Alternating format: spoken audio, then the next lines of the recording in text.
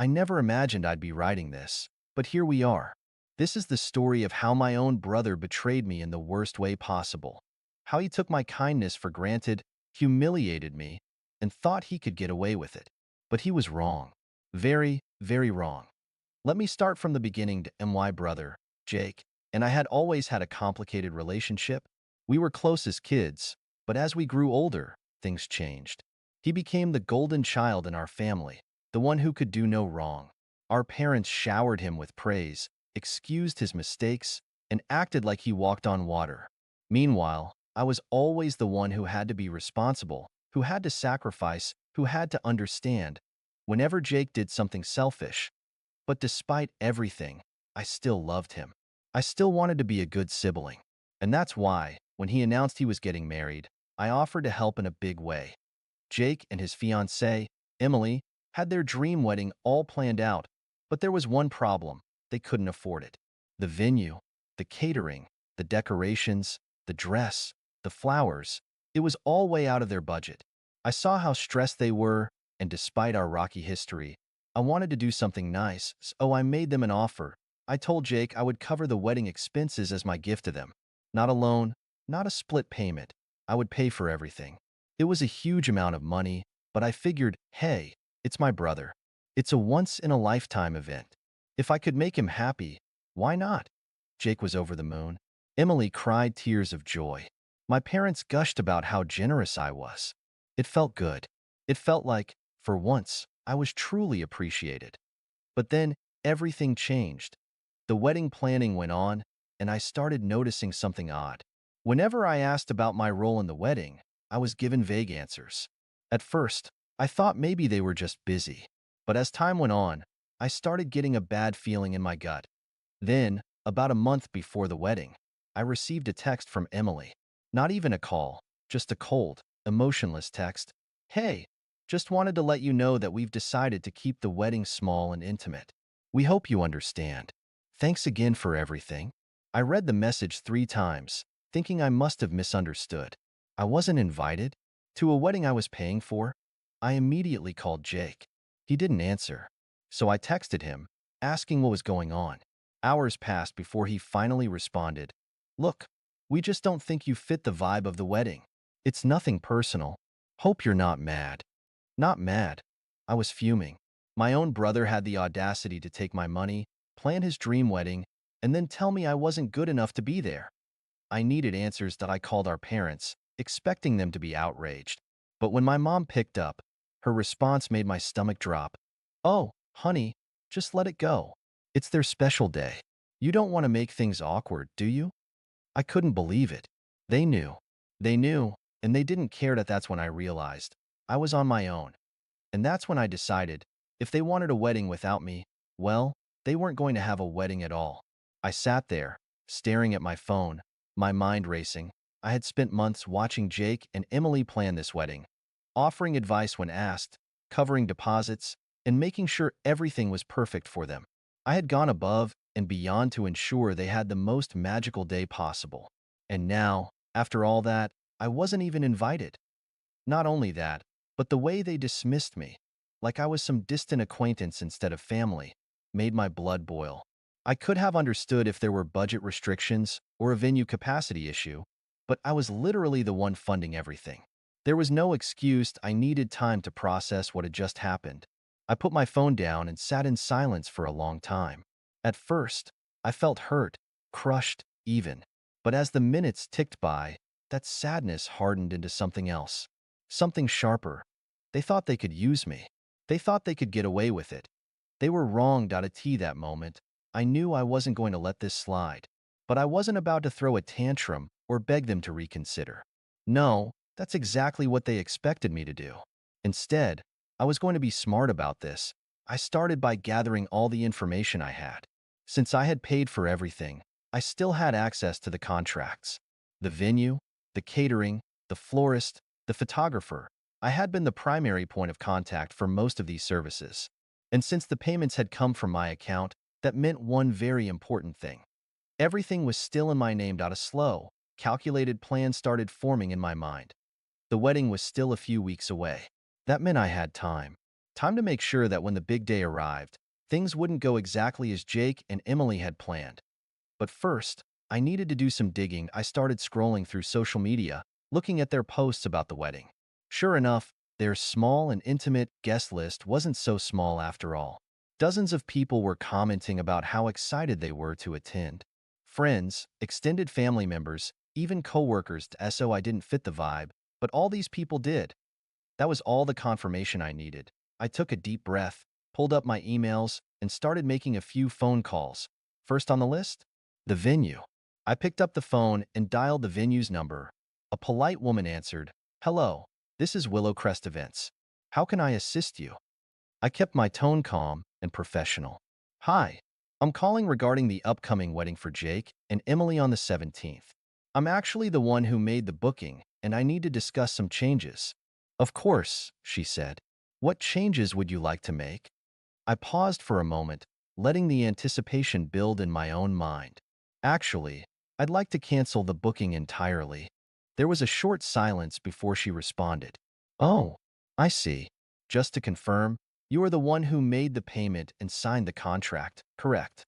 "That's right," I said. "The contract is under my name, and since I won't be attending the wedding, I've decided to withdraw my support. I understand there's a cancellation fee, but that's fine." She hesitated.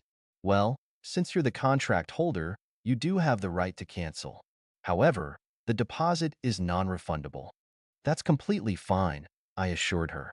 "Just go ahead and process the cancellation. Also, please make sure that any communication regarding this comes directly to me. I don't want anyone else making changes on my behalf." She agreed, and after a few minutes of confirmation, the venue was officially canceled. Point one down. I hung up the phone, already feeling a wave of satisfaction wash over me. But I wasn't done yet. Next up, the catering. Jake and Emily had planned an extravagant menu, multiple courses, an open bar, and a beautiful cake.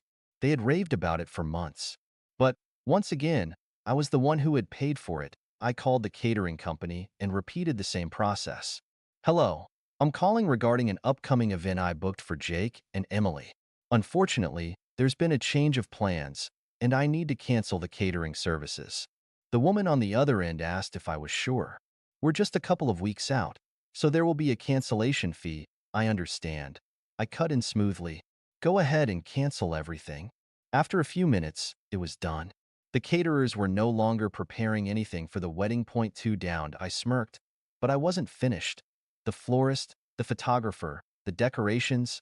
I went down the list, one by one, canceling everything. Each call felt like reclaiming a piece of my dignity, like I was undoing every ounce of manipulation Jake and Emily had tried to pull on me. By the time I was finished, the entire wedding had been reduced to nothing but an empty venue, one that they no longer even had access to now.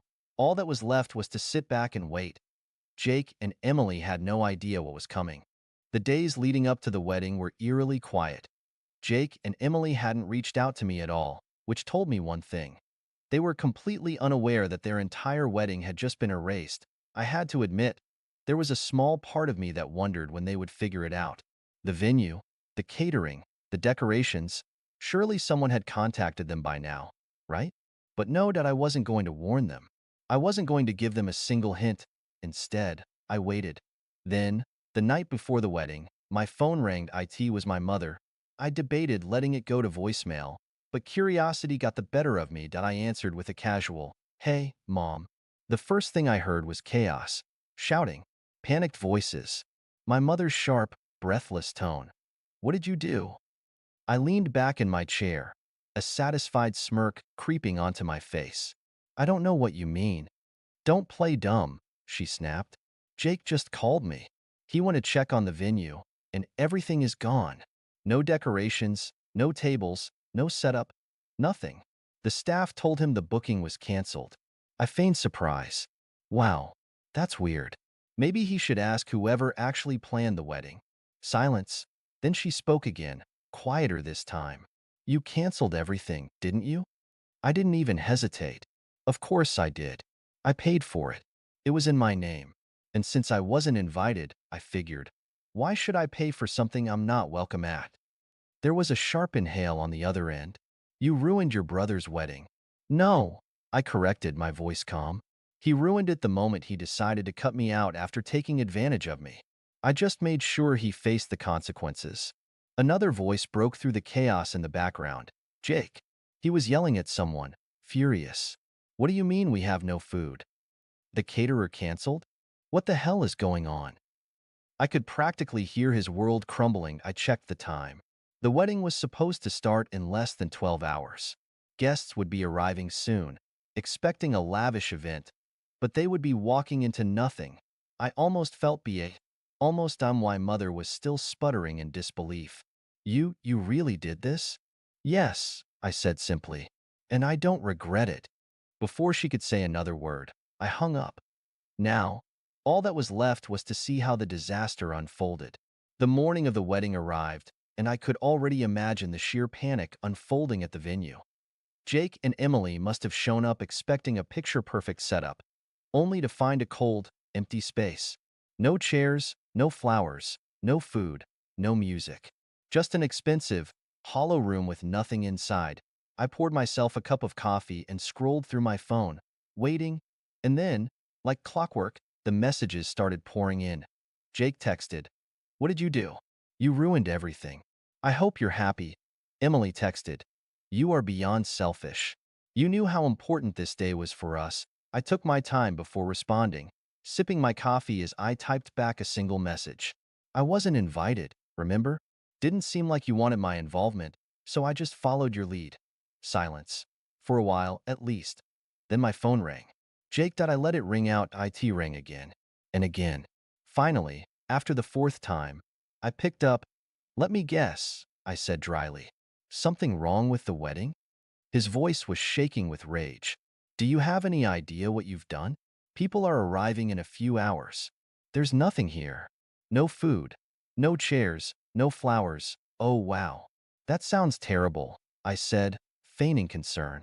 "Maybe you should ask the person who actually planned the wedding." "Oh, wait, that was me." He let out a sharp breath. "You did this on purpose." "Of course I did," I said. "You expected me to pay for everything and then just accept being tossed aside like I was nothing? You used me, Jake, and you thought I'd just take it." I could hear Emily's voice in the background, panicked, speaking to someone else. "Can we get another caterer? Anything?" A second voice answered, "Not at this notice. Everything's booked solid." I could practically hear the blood draining from her face. Jake's voice dropped to a desperate whisper. "Please, we can fix this. If we just get the venue back, maybe we can." I cut him off. The venue was my contract, remember? And they were fully booked for months. So, yeah, that's not happening. He let out a strained breath, and for the first time, there was something in his voice that hadn't been there before. Panicked, I let that silence linger, savoring the moment. Then, just as I was about to hang up, I gave him one final parting shot. "Next time, don't take advantage of people who actually care about you." And then, I hung up. But the story wasn't over yet, because what happened next was even better. I sat back, my fingers still lingering on the phone screen, a feeling of satisfaction spreading through me. For the first time in a long while, I felt like I had control of the situation. Jake and Emily's little world was about to collapse, and I was going to watch it all unfold from the sidelines, knowing I'd played my part. But the real chaos started to hit as the morning wore on. I started receiving messages from friends and family members who had been invited to the wedding. "Aunt Karen, 8:05 a.m. What the hell is going on? I just got to the venue, and it's like a ghost town." "Uncle Ray, 8:12 a.m. Hey, we got here early for the wedding. There's no one here. Did they cancel? What's going on?" The more I read, the more the gravity of the situation hit me. It wasn't just Jake and Emily who were affected. This was spiraling out of their control, and people were starting to talk that I had to admit. Part of me felt a little gleeful, but that feeling quickly shifted as I realized the scale of the disaster. All of their friends, their family, none of them had any idea that this was coming. I began to feel the slightest pang of guilt. These weren't just strangers. These were people I knew, people who had come from out of town, people who had taken time off work to celebrate the wedding. Sure, Jake and Emily had treated me like a doormat, but was this really fair to the rest of the guests? Then again, I couldn't help but remember how they had treated me. How Emily had laughed when I suggested I be part of the planning process. How Jake had made comments about me not fitting the vibe of the wedding. They deserved to feel this. I checked my phone again, and the messages kept coming in. Aunt Karen texted, "They're trying to fix it. They said the caterers are on their way now, but the venue is still empty. What's going on?" Uncle Ray texted, "Everyone is starting to leave. No one knows what's going on," that I couldn't help it. I had to respond. I replied, "I heard the wedding was going great. Such a shame. But hey, I'm sure it'll work out. Maybe they'll find some food or a chair somewhere." It was petty, I knew. But it was so satisfying to watch the mess ripple through the family. Why now? I was starting to realize something. This wasn't just about getting back at Jake and Emily. This was about something bigger, something that had been building for years. The more I thought about it, the more I realized how much of my life I'd spent putting up with their selfishness. The more I thought about everything I had done for them, only for them to completely disregard me at the first opportunity. And now, they were reaping what they had sown. But the icing on the cake was still to come. The day dragged on. I kept checking my phone, watching the disaster unfold from the comfort of my apartment. The messages kept coming in from family, and at first, they were all filled with confusion. But soon, the tone shifted. Aunt Karen texted, "I'm hearing rumors that the wedding is officially canceled. No catering, no setup, everything just gone?" Uncle Ray texted, "I think they've called off the whole thing. Everyone's heading home. This is crazy. Is this real?" I couldn't help but smile at how quickly things were unraveling. The idea of Jake and Emily having to explain this to everyone, how it was supposed to be the happiest day of their lives, and now it was a full-blown catastrophe, was so satisfying. But as the day went on, something unexpected started happening. Jake and Emily's calls became more frequent, more frantic. At first, I ignored them. But then, I saw the desperate text from Emily. Emily texted, "Please, just tell me you didn't cancel everything. I'll beg you. I'll do anything." Her tone was raw, pleading. She wasn't the smug, self-righteous Emily I knew anymore. Now, she was just someone desperate for help. But why should I give it to her? Why should I be the one to fix the mess that was entirely of their making? Still, I didn't answer immediately. I just let her stew in her panic. Then, about an hour later, Jake texted me. Jake texted, "We're getting married at City Hall today. We need you to help with the venue and food. I'm sorry for everything I said. Please, you're the only one who can fix this now." The irony wasn't lost on me. They literally fired me from the wedding weeks ago. And now, they were begging me to clean up their mess. I could feel the tension building in my chest. Was I really going to just let them scramble around, realizing the full weight of their mistake? Or was it time for me to finally take the upper hand? I couldn't resist that. I replied, "It's a bit too late for that, don't you think? Maybe you should have treated me like family instead of some second-rate guest you could toss aside." Silence. No response, and then, just as I was about to close my phone, the call came in. Jake's voice was quieter this time, almost defeated. "Look, we're sorry. We're really sorry. But the venue won't let us rebook it, and there's no one else to turn to for the catering. Please, please help us." I could hear the panic in his voice, but there was something else, too. Something else was happening, something I hadn't anticipated. They were desperate, but so was I. As I listened to Jake's shaky voice, I felt a tug of something unfamiliar, a sense of power. Here he was, pleading with me for help, after everything they'd put me through. After all the dismissive comments, the exclusion, the way they treated me as though I were invisible. Part of me wanted to hang up, walk away, and leave them to face the consequences of their actions. They deserved it, didn't they? They had been selfish, manipulative, and ungrateful, and now they were finally feeling the sting of their own choices. But there was something else, something darker, that I couldn't ignore. I had always been the one to clean up the messes they made, always the one who gave, without getting anything back. I had spent years being the quiet one, the one who didn't rock the boat, who kept my feelings to myself. But this time, I wasn't going to fix their mess. Not unless I got something in return. "Jake," I said slowly, my voice measured, cold, "I'll help, but you're going to owe me. Big time. And I'm not talking about the money you promised me. There was a long pause. What do you mean? His voice was low, almost too afraid to ask. I mean, I said, letting the weight of my words settle. You're going to have to make things right. No more treating me like a nobody. No more excluding me. No more pretending I'm not important to this family. You're going to owe me respect from now on. And you're going to make it clear to everyone that I'm not just the one you use when things go wrong. There was silence again. I could almost hear the wheels turning in Jake's head, as if he were weighing the value of his pride against the very real situation he was in. Finally, he spoke. I can do that. I'll tell everyone. Just please help us. We need you. That was all I needed. The satisfaction of knowing they were cornered, that they had no choice but to admit they needed me. I'll get things together, I said, a sense of finality in my voice. But remember this moment. You don't get to treat people like trash and expect them to always pick up the pieces. I hung up, feeling a rush of satisfaction. The venue was ready to be set up again. But now, there were terms, and the real payoff was going to come when I got to see the look on their faces when they realized what had truly happened. But as I prepared to head over, one final message came through. Emily texted, Please, we'll be forever grateful.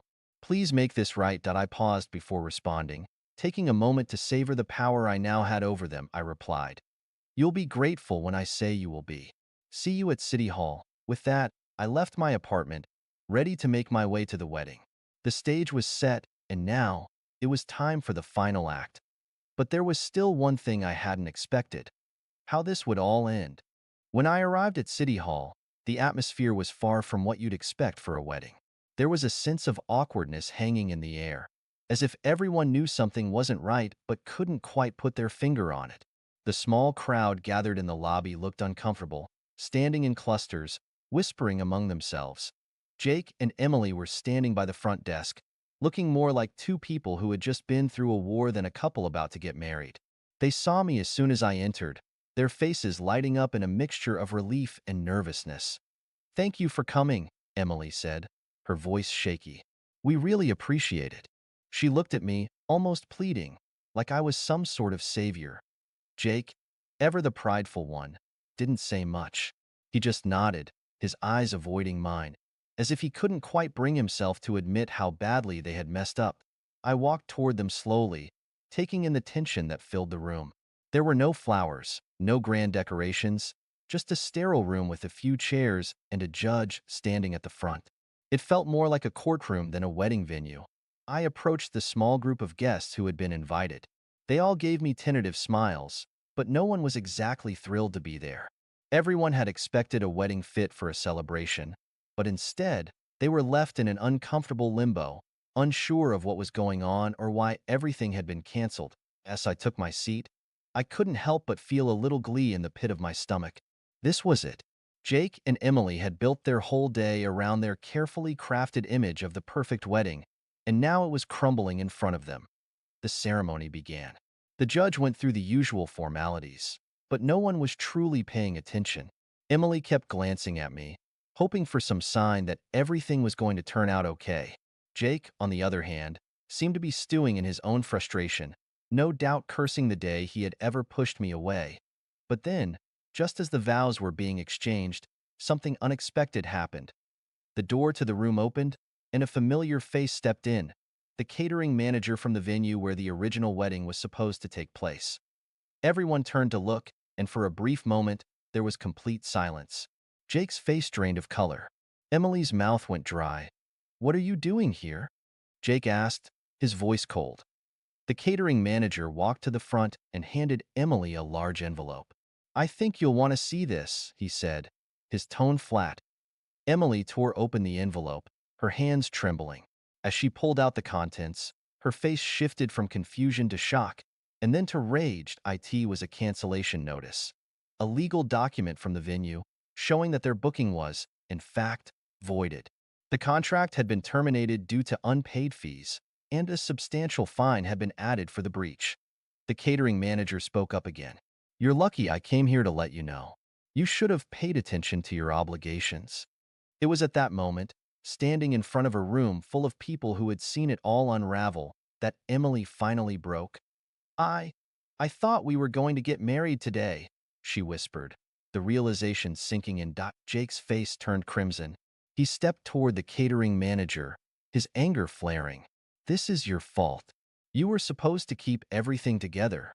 But the manager didn't flinch. You should have been more responsible. But hey, I guess that's what happens when you treat people like disposable. I watched the scene unfold, feeling every ounce of satisfaction creep in. Jake and Emily had been so sure of themselves, so sure that they could manipulate everything around them without consequence. And now, here they were, with the walls closing in, their perfect day crumbling to dust. But the most satisfying part? They had no one to blame but themselves. As the catering manager walked out, I caught Emily's eyes. There was a moment of quiet between us. She looked defeated, her smile gone, her confidence shattered. For a second, I almost felt sorry for her. But then I remembered everything that had led up to this moment, and oh, they didn't deserve my sympathy.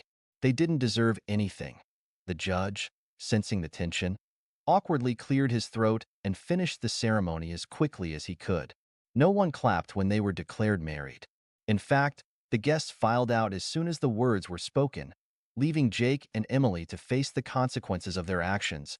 I walked out of the room slowly, my heart pounding. The day had been a roller coaster of emotions, but in the end, I knew I had made the right choice.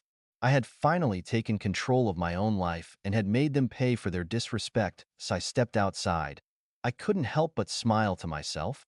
It had been the perfect revenge. And as for Jake and Emily, they would never forget the lesson they learned that day.